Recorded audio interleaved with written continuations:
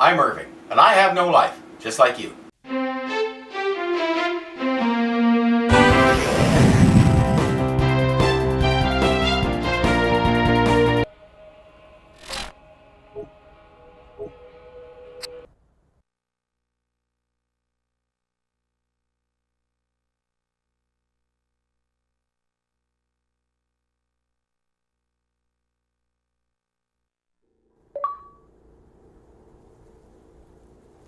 We're after a guy called Nine Toes. I wonder why they call him that.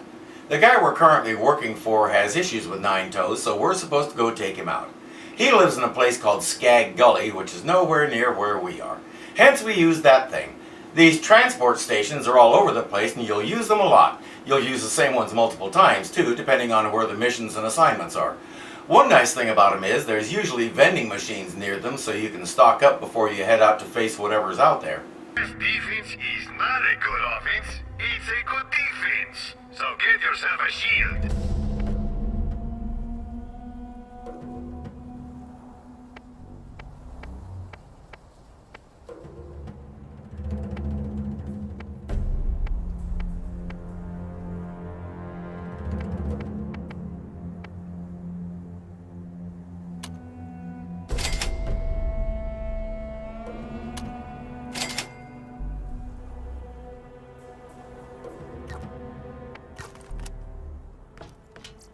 Notice the new blue bar above Beck's health bar. That's the shield she just bought.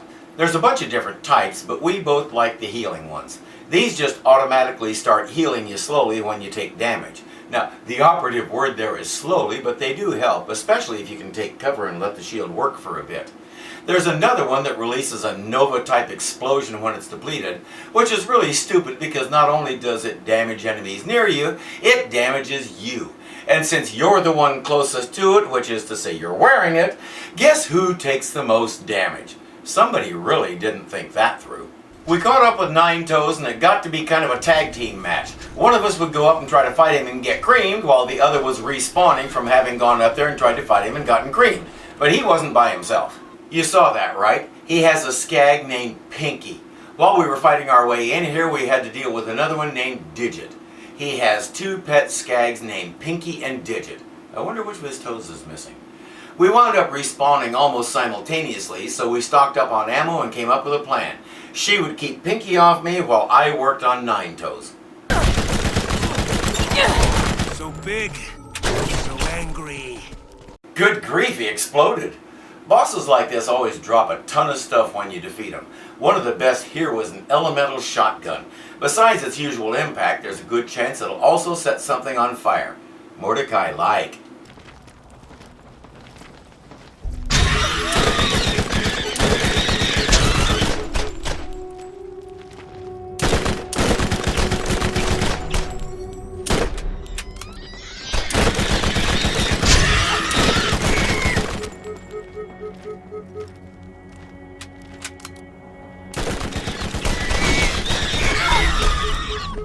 Beck pronounces it rocks. I say racks. We both pronounce it headache.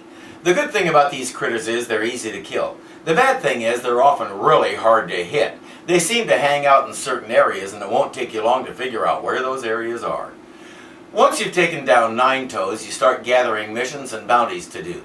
There's the job board in Firestone, and sometimes individuals have jobs for you to do, like this guy.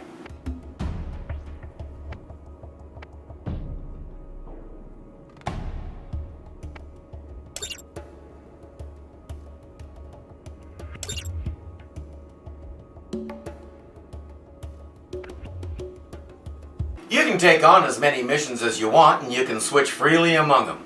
As you can see, TK here has two for us. Collect some seeds so he can plant his crops, and kill a particular skag and retrieve TK's leg from it. Skags will eat anything, and this one happened to get close enough to eat TK's prosthetic leg. He wants us to kill the skag and get his leg back.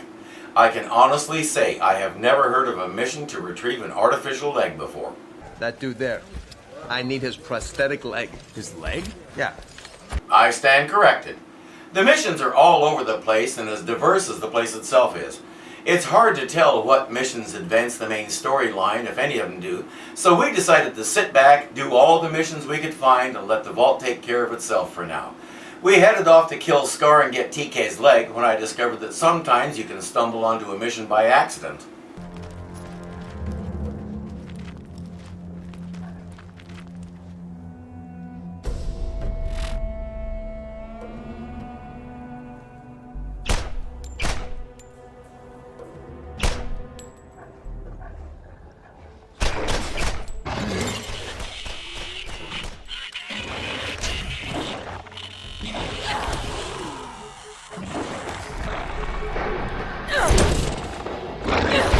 Notice several things. That's not one of our missions. It says it comes from the Firestone Bounty Board. But quick as I picked up the item, we implicitly accepted the job and it became our primary mission. It's a good idea to watch for that because in a situation like that and some others, the game will just change your objective and not really tell you. And it can cause some problems. The current objective is always there in the upper right corner. I recommend checking it often.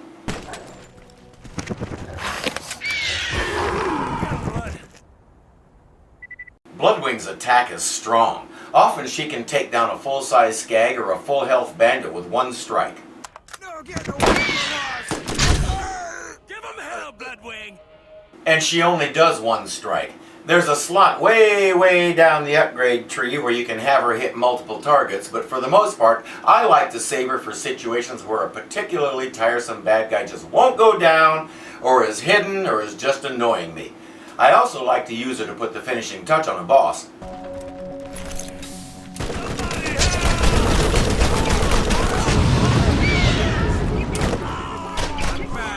Not bad. He's down to almost nothing. We've been fighting for several minutes. I just need to finish him off. Bloodwing heads out and zonk! It's pretty spectacular when I can work it that way. In most of these places, you're going to have to deal with skags. It gets irritating and monotonous. It can almost make you want to jump off a cliff or something.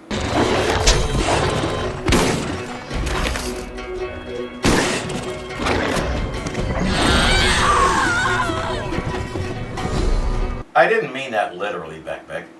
While we were on our way to another mission, we came upon Scar. I figured I might as well take him down and get that leg as long as we were here.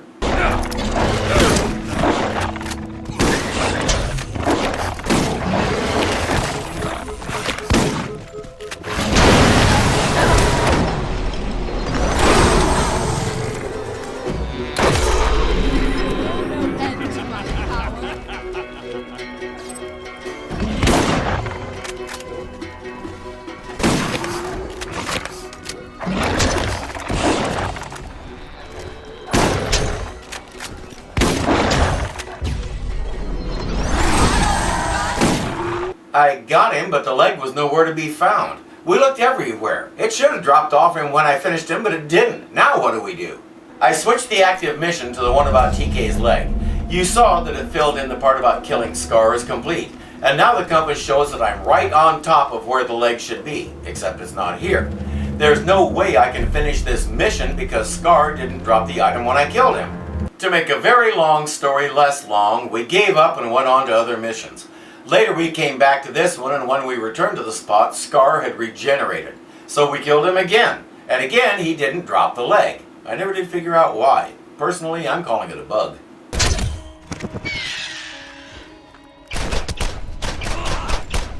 That's another way I like to use Bloodwing.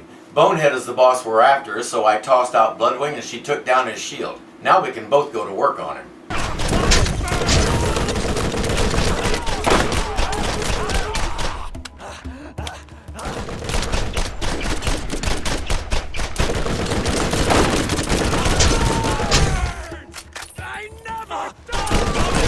When your health and shield drop to 0, you get to fight for your life.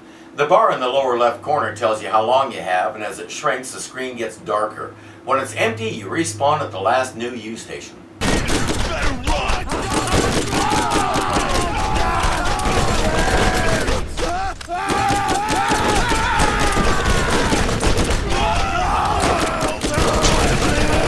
But if you can take out an enemy, you get a second wind, like that. You can also see the effect of my elemental pistol. It played a big part in getting me that second wind. Pandora's a big place, and sometimes you need to go a long way to get to a mission. We have those transport things, but they only move you from area to area. Do we really have to walk 3 miles to get to the next task?